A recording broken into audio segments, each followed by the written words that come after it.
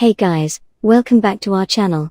Today, I'm going to show you how to capture a long scrolling screenshot in Windows 10 and 11. So, let's get started. First, we'll need a free screen capture application called PicPic. Download and install PicPic from its official website.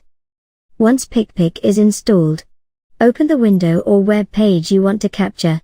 For this tutorial, I'll demonstrate with a long web page. Make sure you're at the top of the page you want to capture.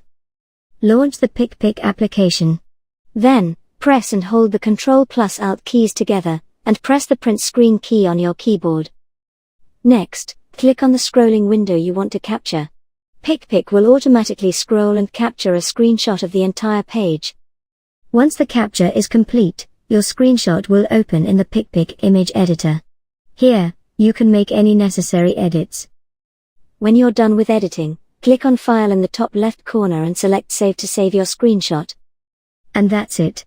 You've successfully taken a scrolling screenshot in Windows 10-11 using PicPic.